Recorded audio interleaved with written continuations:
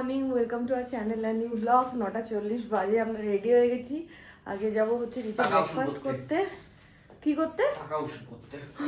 নিচে যাবো ব্রেকফাস্ট করতে। ব্রেকফাস্ট করে তারপরে আমরা ঘুরতে বেরোবো। আর কালকে যে টোটোটা করে আমরা ঘুরেছি, মানে ওই শাড়ির দোকানে গেছি, তাকেই সবই ফোন করে বলে দিয়েছে সেই আসবে।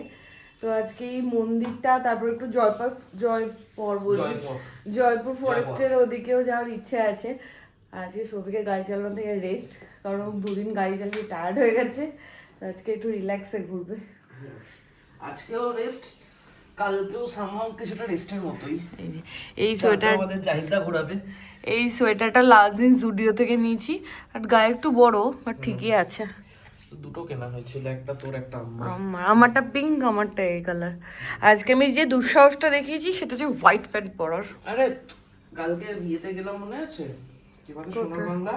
ওই রাস্তাটা মনে আছে? জয়পুর কিন্তু ওরকমই পুরো লাল। ঠিক আছে, তাহলে তো পড়তেই পারবো না, বাড়ি গিয়ে ধুয়ে দেবো। আর লিফটে নামবি, আটকাক না, একতলায় গিয়ে আটকে যাক। কালকে আমাদের রাতে সেরা হয়েছে, লিফট আর বলছিল না।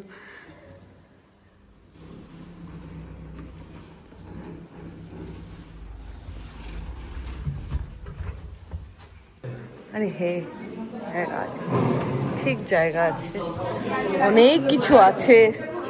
আগে আমি দেখিয়ে দিই। এখানে পটাটো ওয়েজেস, বেগ বিনস, কর্ন, আন্ডা, সসেজ, এখানে আছে এগ ভুর্জি, এখানে আছে চাউমিন, সুজির উপমা, এখানে ছোলার ডাল নারকেল দিয়ে, যেটা মেবি শেষ হয়ে গেছে, লুচি, এখানে ইডলি, ধোকলা,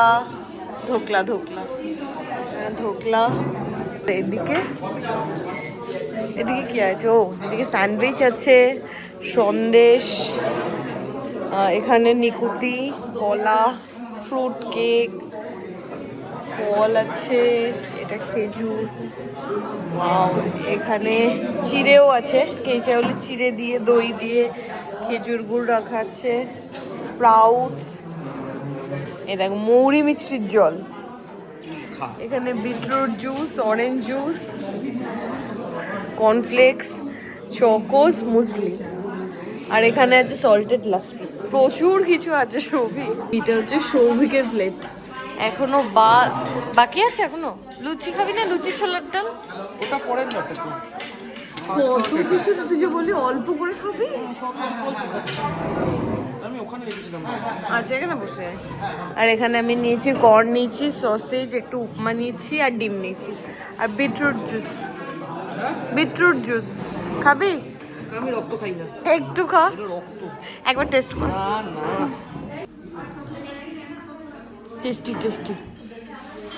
টেস্টি না, ভালো খেতে ছিল।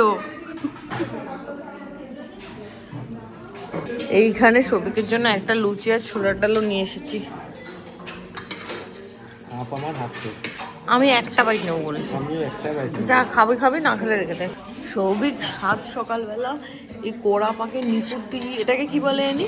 মেচা সন্দেশ, ফ্রুট কেক, এসব নিয়ে এসেছে। ছাস খেয়েছে, ছাস না লাস্সি, এখানে মৌরি মিছরির জল খেয়েছে। আমি হলাম মিছরি ছিল তো রয়েছে। তুই উঠবি? চল। ফাইনালি খাওয়া দাওয়া ডান। কোথায় আছিস? না, আমরা বেরোবো। একবার ফোন করে এসেছি কিনা, কারণ বাইরে অনেক টোটো দাঁড়িয়ে আছে, খপাত করে ধরবে কিন্তু। আচ্ছা মাঝে বলতে গেলে মন্দির না, এটা রাসমঞ্চ। রাসমঞ্চ থিয়েটার হতো মনে হয়। কি সুন্দর আর্কিটেক্টটা। পিরামিড স্ট্রাকচার দেখেছিস? হ্যাঁ, এরকম আর কোথাও পাওয়া যায় না, এবং এটা ইন্ডিয়ার ওল্ডেস্ট। হ্যাঁ, 1600 প্রচলিত ঐতিহ্য অনুসারে, এই অনুযায়ী ওই আর্কিটেক্ট অনুযায়ী বলা হয় আর একটু পরের হবে। তো ভুলভুলাইয়া রে।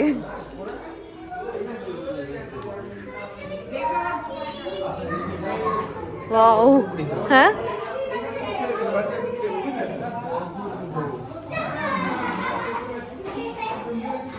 হচ্ছে গর্ভগৃহ। আচ্ছা ঠিক আছে, এর চারপাশে এগুলোতে 3টে করে দরজা লাগে। দেখ এখানে 3টে দরজা, বলতে না 3টে খিলান দিয়ে দরজা। হ্যাঁ হ্যাঁ হ্যাঁ, সুন্দর রে, খুবই সুন্দর আর্কিটেক্টটা।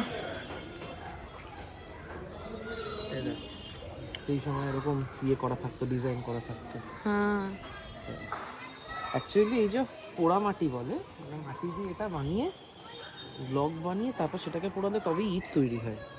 সো ইট আর পোড়ামাটি অনেকটা সেম, মানে আমাদেরও যে বাড়ি তুই বলতে পারিস পোড়ামাটির বাড়ি, শুধু বাইরের যে ডেকোরেশনটাই ওটা দিয়ে করা হয়। এই যে এটা ধর মাটি দিয়ে বানিয়ে তারপরে পুরানো হয়েছে, বা এটাকেও তাই। সেখানে এটা হচ্ছে নর্মাল প্লেন, বাট প্লেনের মধ্যে বিভিন্ন রকম বিভিন্ন জায়গায় ব্লক এই ব্লক তো এখানে ডিজাইন ডিজাইন করা করা। হয়েছে। সেই ডিজাইনটা আমরা করি না বলে আমরা পোড়ামাটির কাজ বলি এটা। ঠিক আছে, এই যে দেখ এগুলো সব মাটি দিয়ে ব্লক বানিয়ে তার উপরে কার্ভ করে তারপর সেটাকে পুড়িয়ে শক্ত করা হয়েছে। এই রাসমঞ্চর এন্ট্রি ফি হচ্ছে অনলাইন কাটলে 20 টাকা। হ্যাঁ 20 টাকায়, অনলাইন কাটলে 20, অফলাইন কাটলে 25। ভিডিওগ্রাফি ফি হচ্ছে 25 টাকা করে ইন্ডিয়ানদের জন্য। এগুলো আদার কান্ট্রিজের জন্য ভিডিওগ্রাফিটা সেম, বাট ঢোকার টিকিট 20-25-এরটা হচ্ছে 300 টাকা ফরেনার্সদের জন্য। আর এটা শুধু 3টে মন্দিরের জন্য, মানে 3টে জায়গার জন্য অ্যাপ্লিকেবল। রাসমঞ্চ, জোরবাংলো টেম্পল আর আরেকটা কি যেন আছে, বাকিগুলোতে ফ্রি। 3টেই আছে যেটাতে টিকিট লাগে। এর আগে যখন একবার বিষ্ণুপুর এসেছিলাম, সৌভিক গাড়ি নিয়ে এসেছিল, তোকে রাসমঞ্চে এনেছিলাম, রাসমঞ্চে এনেছিলাম। রাসমঞ্চ তখনও খোলার সময় হয়নি, ভোরবেলা বেরিয়েছিলাম তো তখনও বন্ধ ছিল। রাসমঞ্চের বাইরে দিয়ে ঘুরে গেছি, আর একটা টেম্পলে আমাকে মনে হচ্ছে জোরবাংলোতে ঢুকেছিলাম। একটা ঢুকে মনে হয়ে গেছে সবই একই কালচার। আরে একই সব। হ্যাঁ, রাসমঞ্চ, জোরবাংলো আর শ্যামরাই মন্দির, এই 3টেতে টিকিট লাগে, বাকিগুলোতে এন্ট্রি ফ্রি। কামান দেখতে এসেছি আমরা। এই কামান দিয়ে একটা গোলা ছোড়া, সিরিয়াসলি? আমাদের বাড়ি ওদের বাড়ি সব একসাথে। কি নাম রে? দলমা দল। দলমা দল। এটা লোহার তৈরি। মল্ল রাজাদের 4 মিটার 30 কি 63টি লোহার আংটা ঢালাই করে। আচ্ছা, এটা মানে রাখাও তো চাপের ছিল। বাপ, এগুলো আর প্রত্যেকটা সেপারেট লোহার রিং। আচ্ছা, 63টা রিংকে পরপর একসাথে একটা সাথে একটা ঢালাই করে এটা তৈরি হয়েছে। এই দাগ তো কারা, তার থেকে বড় কথা এই কারণ একটা গোলা ছুঁড়লে। আমাটির হাট, এখানে হাট বসে না? ও, ওই পোড়ামাটিরই বসে। অনেক বড় হাট। দেখ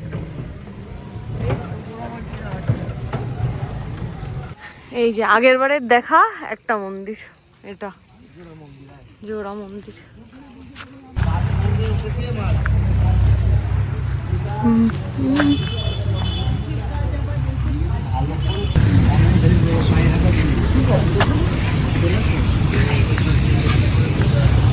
এই জোড়া মন্দির কমপ্লেক্সে অ্যাকচুয়ালি 3টে মন্দির আছে, ঠিক আছে?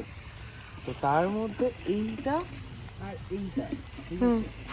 এই দুটো হচ্ছে মেনলি হালকা কারুকার্য গায়ে ডিজাইন করা আছে, বাট বডিটা মূলত প্লেন।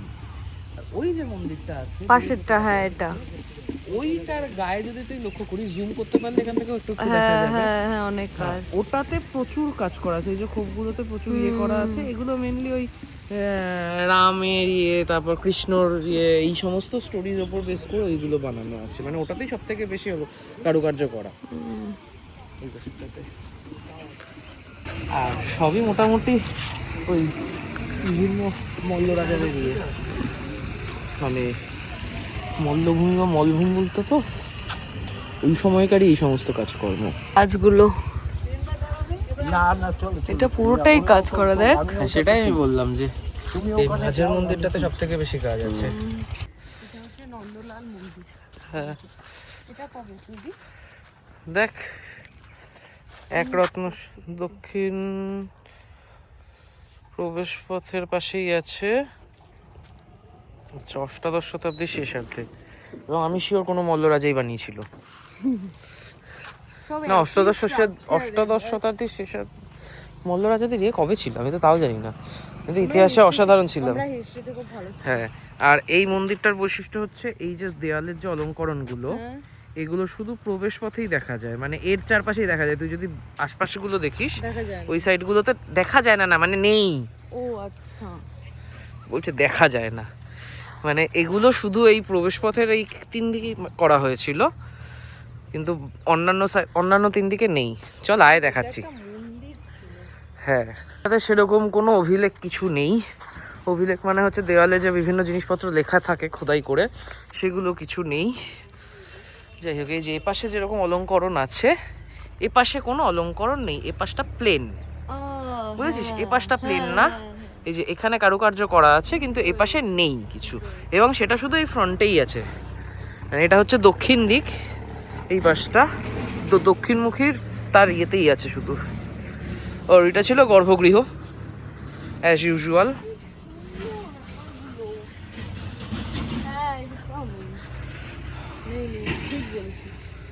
পেছনেও নেই, পেছনের দিকেও যদি যাস সেখানেও পাবি না।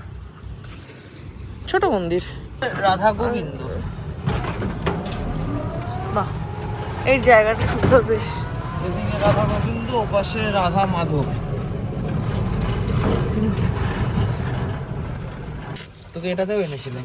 হ্যাঁ হ্যাঁ, সবেতে এনেছিলি, আমি ভুলে গেছি। সবিক একটা মন্দিরে গেছিলাম, বললেই হবে। সবই তো তোর সেম লাগছে না? হ্যাঁ, সবই সেম। তাহলে মনে কর আমি তো এটাই বলেছি। এই যে ওখানে বিভিন্ন জায়গায় যে মন্দিরগুলো দেখছিলাম, সব জায়গায় লেখা ছিল একরত্ন শৈলী, একরত্ন শৈলী। যেটা ফার্স্টে দেখলাম পিরামিডের মতো, সেটা কিন্তু একরত্ন শৈলী না। একরত্ন শৈলী হচ্ছে যে ছাদের মাঝখানে যেরকম একটা চূড়া ওঠে না, হ্যাঁ হ্যাঁ, এইটাকে বলে রত্ন। এইটা যেগুলো সব মন্দিরগুলোতে মাঝখান দিয়ে এরকম একটা করে চূড়া উঠেছে, এগুলো হচ্ছে একরত্ন শৈলীর, মানে একটা করে চূড়া উঠেছে বা একটা রত্ন উঠেছে, সবই সেম সেম। হ্যাঁ, 1726-এ কৃষ্ণ সিংহের আমলে তৈরি, ঠিক আছে। আর ওই কি বাস রিলিফ ভাস্কর্য বলে সেটা কি আমি জানি না, ঠিক আছে, ওখানে লেখা আছে। বাট এই মন্দিরে ওই রাধা গোবিন্দ, এটা রাধা গোবিন্দ, এই রাধা গোবিন্দ, রাধা মাধব, এইসব সব মন্দিরগুলো পুজো বন্ধ হয়ে গেছে। হ্যাঁ, ওই দেখো ওখানে একটা মন্দিরের চূড়া দেখা যাচ্ছে। হ্যাঁ, এই চূড়াটাকে রত্ন বলে, আমি জানতাম না। পুরীর মন্দির বোধহয় 3 রত্ন, 3টে আছে বোধহয়। এনিওয়ে, তো এইখানে একটা জিনিস, এই মন্দিরটা তো আলাদা, সেটা হচ্ছে যে সামনে রথ। এই যে এটা হচ্ছে রাধা মাধবের রথ। এই রথটা সব জায়গায় ছিল না। টোটো করার কি দরকার? একটা মন্দির থেকে একটা মন্দির ডিস্টেন্স 1 মিনিট 2 মিনিট। আমরা ওপাশে যখন টোটোতে উঠছি তখন উল্টো দিকে এটা দেখতে পাচ্ছি, ওটা রাধা গোবিন্দ, এটা রাধা মাধব। সব মন্দির একই স্ট্রাকচারের, মাঝখানে একটু একটু আলাদা আলাদা আছে। হ্যাঁ, বাট ওই রাধা গোবিন্দের মন্দিরে রথ ছিল, এখানে রথ নেই। হ্যাঁ, কিন্তু এখানে অনেক কিছু করা আছে। এটা মনে হচ্ছে একটু পরের দিকে, কেন? অনেক ভাবনা চিন্তা বেশি পুট করা হয়েছে। তুলসী মঞ্চ আছে, ঠিক আছে, এখানে হ্যাঁ, এই মন্দিরের লেখাগুলো বাইরে ছিল, সবই মিস করে গেছে। এই দেখ নাট মঞ্চ। হ্যাঁ, এটা তো বোঝাই যাচ্ছে, লেখাই তো আছে ভোগের ঘর। আমি তো এটাও দেখেই পড়েছি। মাঠে নামা নিষেধ মনে হচ্ছে এখন অব্দি, সেটা হচ্ছে 1600 থেকে 1700-এর মধ্যে জেনারেশন ওয়াইজ কালচারাল শিফট হয় না। আমাদের যেরকম আমরা এক ধরনের গান শুনতাম, এখন গেঞ্জির এক ধরনের গান শুনি। তো সেই সময় 1600-তে যে মন্দির, তাতে শুধু মন্দির। 1716 না 26-এ যেটা, 1726-এ যেটা, সেটাতে মন্দিরের সাথে একটা রথ। 1737-এ এসে মন্দিরের সাথে নহবতখানা, তুলসী মঞ্চ, ভোগ ঘর, ভোগ কক্ষ, মানে মন্দিরের সাথে সাথে আশেপাশের জিনিসগুলো আস্তে আস্তে বাড়তে শুরু করলো। যত দিন যাচ্ছে মন্দিরের সাথে সাথে অন্যান্য জিনিসের আধিক্য বাড়ছে। তার আগে যত পুরনো যাওয়া যায় শুধু মন্দির, আর কিছু নেই। মাছটা দেখ তুই, বাপরে বাপ, স্ট্রাকচারটা কি সুন্দর। এর বালিশ আরো সুন্দর হয়, শিমুল তুলোর বালিশ হয় না। হ্যাঁ, 1600-তে শুধু মন্দির ছিল, 1700-তে অনেক কিছু ছিল। এটা হচ্ছে 1656 মন্দির। সাথে করতে করতেও করেনি, এটা নাটমঞ্চ, জাস্ট একটা এরকম করে রেখে দিয়েছে, জাস্ট। তুলসী মঞ্চটা আছে দেখলাম না। হ্যাঁ, পুরো খর্দার মতো। খর্দায় আমরা ভেতরে ভেতরে ঘুরি না, হ্যাঁ, সেম সেম। এই দেখ, এটাও কোনো মন্দির হতে হতে হয়নি। অনেকক্ষণ পর একটু অন্য স্ট্রাকচারের মন্দির দেখা গেছে, নতুন। এটা হচ্ছে লালবাদ। হ্যাঁ, যেটা কোন একটা দিক দিয়ে নেমে আমরা বোটিং করেছিলাম। হ্যাঁ, আগের বার। মানে বোটিং করেছিলাম বলতে কি, আমরা চড়িয়েছিল। বোটিং করতে গেলে আমার দম বেরিয়ে ওই দিক দিয়ে কোথাও ঘুরে যাওয়া ছিল। হ্যাঁ, ওই ওই যে ওই ওই কোনটা দিয়ে দেখ, এটা বুমগড়। ভূমগড়। বুমঘর। ও, শাস্তি দিত। হ্যাঁ, বুমগড়ের মানে বেসিক্যালি ওই সময়কার জেল বলতে পারি। হ্যাঁ, চল ঢোকা যাবে?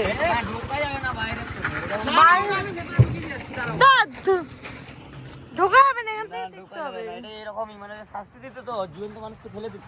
আর জীবন মানুষকে ফেলে দিত অপত্তি। চলে আয় তুই। আগে এবার একটা মন্দির ঘুরেছি তো, ওই জন্য সবুজ এবার প্রতিশোধ নিচ্ছে। মোটামুটি 8-9টা মন্দির আমার ঘোরা হয়ে গেছে, আর সবই একই লাগছে। এরপরে ইচ্ছা করে বদমাইশি করছে পারে। এখানে আমি জিনিসপত্র দেখতে গেলাম, সব পোড়ামাটির কাজ।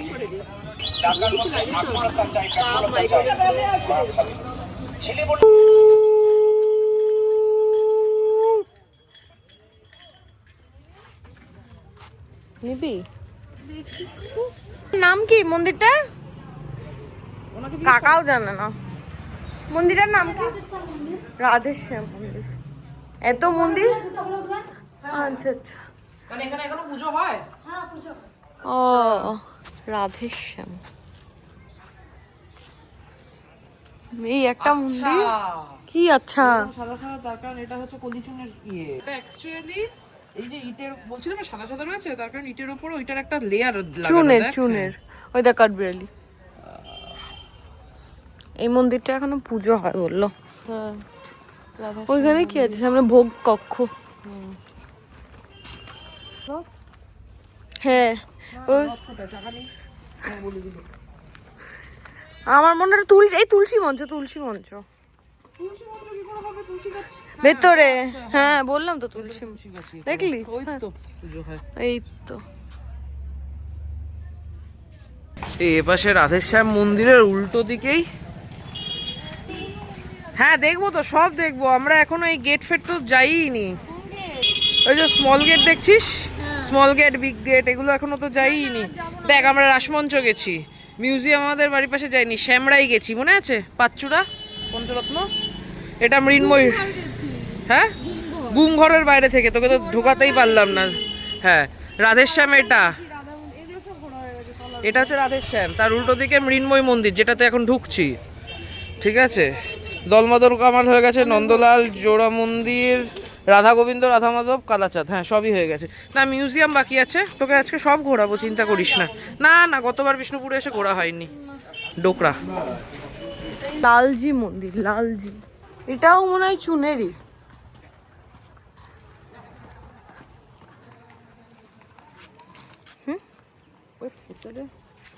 এই যে চূড়াটা যেটা রয়েছে বা রত্ন, এক রত্ন শৈলী, সেটা গেল। এবার চূড়াতে যদি তুই দেখিস, সেই যে চূড়ার চারদিকে তুই ফ্রন্ট ফেস গুলো দেখ, এভাবে আয়।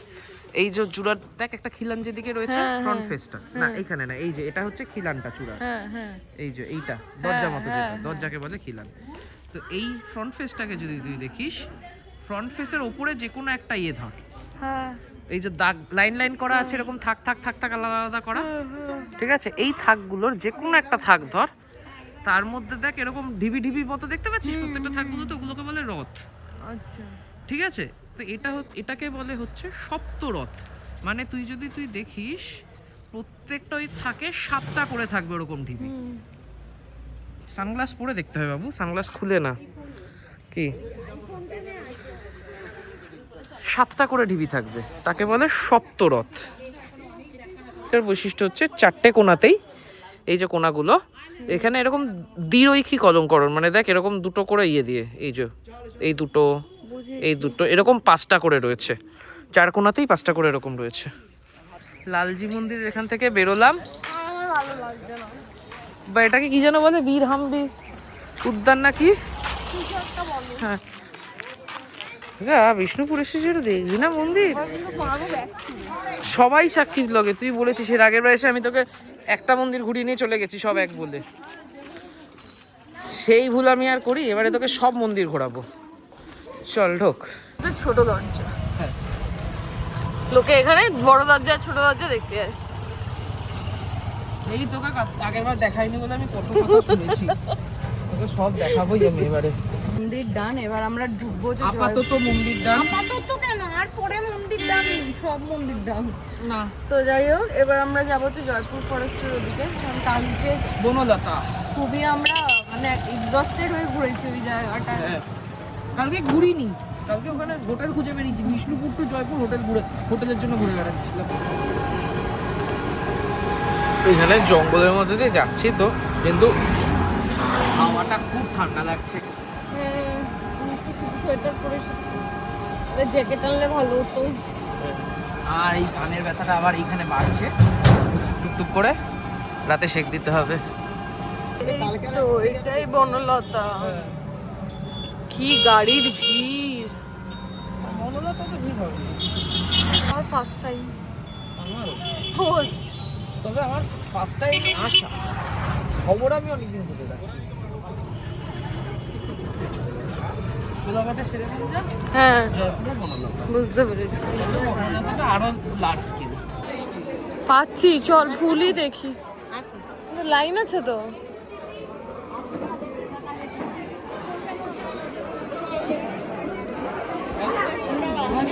দুজন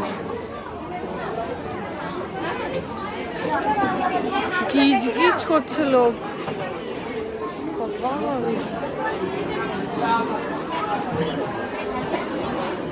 আমি লাস্ট এতজনকে কোথাও কোনো রেস্টুরেন্টে খেতে দেখেছি বলে তো আমার মনে হচ্ছে না। এখানে এত ভিড় দেখে আমার আজকে আর খাওয়ার সাহস হলো না এখানে, মানে আমি বুঝতে পারছি না যে কি করব। তারপরে সবাইকে বললাম কালকে আমাদের রাতে অনেকগুলো খাবার বেঁচে গেছে, তো ওগুলোই রুমে গিয়ে গরম করে খেয়ে নিই, কারণ এই ভিড়ের মধ্যে সত্যি কথা আমার একদমই খেতে ইচ্ছে করছে। আর এখান থেকে আমি একটা লাইম সোডা নিয়েছি, কারণ আমার গাটা খুব গোলাচ্ছে। কত গো লাইম সোডা? হ্যাঁ 40 টাকা। আমার লাইম সোডা, এর জলজিরা সোডা। লাইম সোডাই জলজিরা দেওয়া শুধু। পারবি গলতে? আর কিন্তু মোটা হলে গলতে পারবি না। রুমে তো আমরা চলে এসেছি অনেকক্ষণ হলো, পূজা গাড়ি থেকেই মোটামুটি একটু প্যান করছিল। এখন রুমে এসে এখানে দিয়েছে ঘুম, আর আমি ওদিকে রুম সার্ভিসে ফোন করেছিলাম, ওরা এসে খাবার দাবারগুলো নিয়ে গেছে ফ্রিজ থেকে, ওরা গরম করে দিচ্ছে। কিন্তু একবার বাথরুমে গেলে এসে ঘুম কেন দিল সেটাই তো বুঝতে পারছি না। তো এখন ঘুমাবি? একটু রেস্ট নিয়ে নে। খাবার আসছে গরম হয়ে, নিয়ে গেছে কিন্তু গরম করতে এসে গেছে। কোথায় যাব? একটু সরে যা। সরে যাব? একটু শুতে দে একটু। যাই হোক, আমি এখানে murder on the Orient express দেখছি স্টার মুভিজে। মানে এই গল্পটা আমি দুদিন আগে সানডে সাসপেন্সের ইয়েতে দেখছিলাম, আমার পড়াটাই অ্যাকচুয়ালি পড়ার কোনো। এইখানে গরম করে সব খাবার দিয়ে গেল, আর এইখানে অনেক কষ্ট করে একে আমি তুলতে পেরেছি। উঠে বলছে আমি খাবো না। আমি টোটো থেকে ওকে বলতে বলতে আসছি আমার খিদে নেই, ওর জন্যই মেনলি খাবার দাবার গরম করালাম। এখন বলছিল খাবো না। চলে আস। চিনি দিয়ে খাবি? হ্যাঁ কেন? ইচ্ছা। ও সল্ট, আচ্ছা। হ্যাঁ হ্যাঁ তো অনেকটা আছে। হাতটা কি ওদেরকে একটু অ্যাড করে দিয়েছে?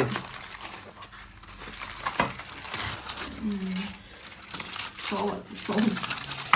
পোস্তর বড়া মানে একবার নিয়ে দুবার খাই। হ্যাঁ, বাড়িতেও এখানেও। আচ্ছা এখন 7:20, আমি আর পূজা ঘুমের জন্য মানে ঘুমা বলে তো শুয়ে পড়েছিলাম দুবেলা খেয়ে দিয়ে উঠে। আমি ঘুমিয়েছি, আর এ কি করেছে, এমন পটি করেছে যাতে ফ্ল্যাশই করতে হয়নি।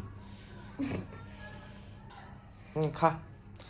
এখন একটা বিসলেরির বোতল আনালাম, তাতে এই যে কোথায় গেল ওই যে ওআরএস গুললাম, ওই যে খা। এবার এখন আমার কাজ হচ্ছে সারা সন্ধ্যা আমি জানি, আর এখন বসে পাহাড়ে দিতে হবে, ওআরএস খাওয়াতে হবে। না না উপরে নিউ ইয়ারের পার্টি হচ্ছে, এখানে আমরা দুই মূর্তি বসে বসে তাবু খাটিয়ে বসে আছি। এই হচ্ছে আমাদের নিউ ইয়ার সেলিব্রেশন। 10টা বাজতে 3। হ্যাঁ, বমি টমি করে এলো।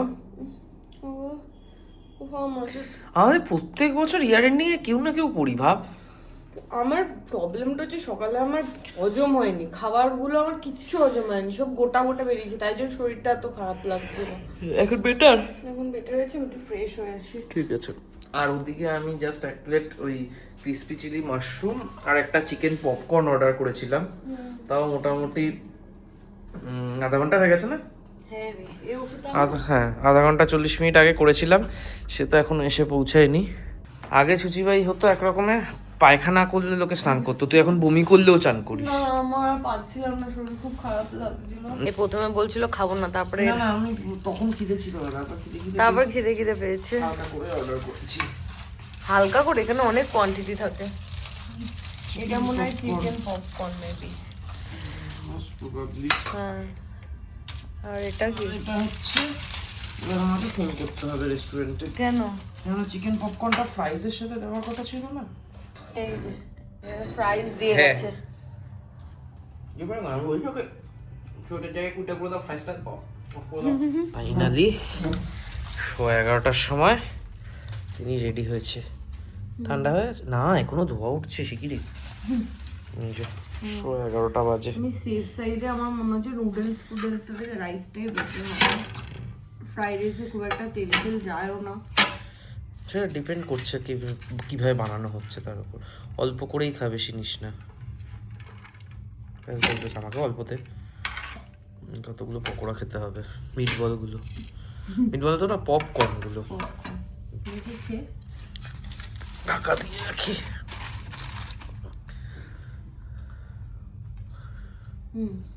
খাওয়া ভালো। এই হোটেলটা 2+ পয়েন্ট আছে, তো ভালো, ফেসিলিটি খুব ভালো, সার্ভিস খুব ভালো, সার্ভিস কোয়ালিটিও ভালো। আর খাবার মেন যেটা আমরা প্রবলেম ফেস করি খাওয়া দাওয়া, এখানে নো ডাউট চাইনিজ হোক ইন্ডিয়ান হোক খাওয়া দাওয়ার ভালো। হ্যাঁ, উপরে পার্টি চলছে আর আমার এত আফসোস লাগছে যে আজকে আমার শরীর খারাপটা হতে হলো। ঠিক আছে, নাহলে গিয়ে আমি একটু নাচা কোদা করতে পারতাম না। কালকে পাওগা না নিচে নিবি। তো যাই হোক, আজকে শুয়ে পড়বো, শরীরটা খুব একটা ভালো লাগছে না, কারণ অনেক কষ্টে একটু ঠিক হয়েছে। তারপর যদি এখন আবার গিয়ে আমি ইরেগুলার করি তাহলে আবার 12টা বেজে যাবে। তো আজকে ব্লগটা এখানে এন্ড করছি, দেখা হবে কালকে নতুন বছরে। একদম আমি ফ্রেশ হয়ে যাবো, তরতাজা পূজাকে দেখা যাবে। এখনো হ্যাপি নিউ ইয়ার বলে দে, তার কারণ হচ্ছে এই ব্লগটা নিউ ইয়ারেই যাবে। ও হ্যাঁ, নিউ ইয়ারের পরে যাবে। তো সবাইকে জানাই হ্যাপি নিউ ইয়ার। নতুন বছর সবার খুব খুব খুব ভালো কাটুক, একদম সুস্থ থাকো, স্বাস্থ্যই সম্পদ। সুস্থ থাকো, ভালো ভালো খাবার দাবার খাও, অনেক টাকা এনজয় মানে অনেক টাকা ইনকাম করো, অনেক অনেক ঘুরতে যাও। তো যাই হোক, এইসবই বলবো। তো দেখা হবে কালকে নতুন ব্লগে। টাটা।